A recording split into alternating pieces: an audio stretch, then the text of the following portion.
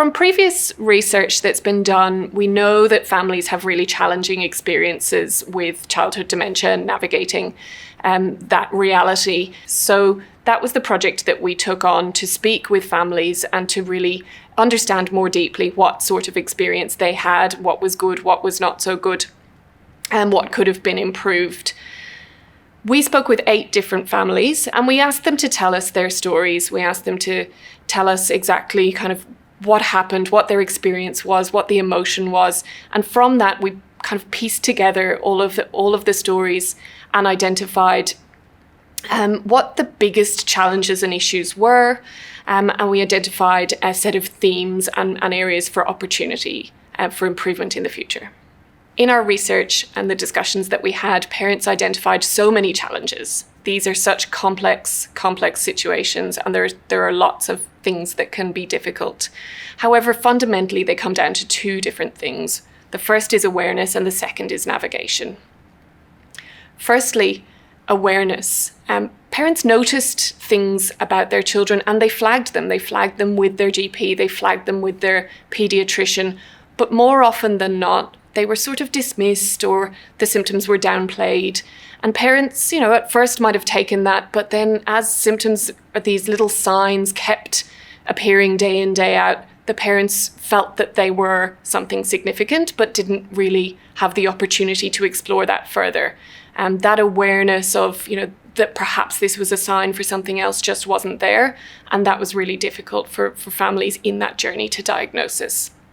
Thinking about navigation, it's also been a real challenge. Once children are diagnosed, parents want to know where to go and what to do and what the course of action should be. They're usually assigned or attached to a specialist clinician who becomes their primary point of contact.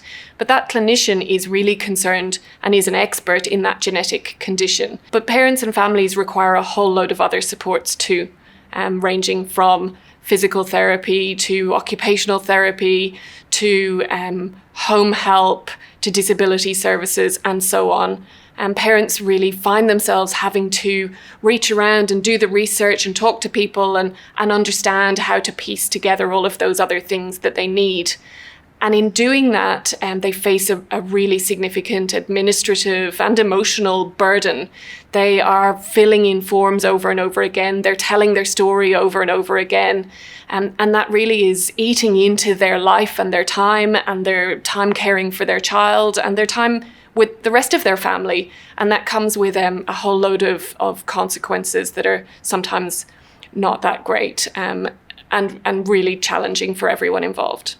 Picking up on that challenge of navigation, the families that we spoke to did have some experiences where that worked better, and that tended to be where they were connected to a paediatric palliative care service. That connection and that referral didn't always happen consistently, didn't always happen at the same time or in the same way, but when it did happen, for the most part, the paediatric palliative care team jumped in and helped the family to navigate what they needed, helped to connect between different clinicians, and helped to really work with the family to make their experience and their journey smoother. And that was really highly valued by families, and they really valued how it was done in such an empathetic and caring way as well.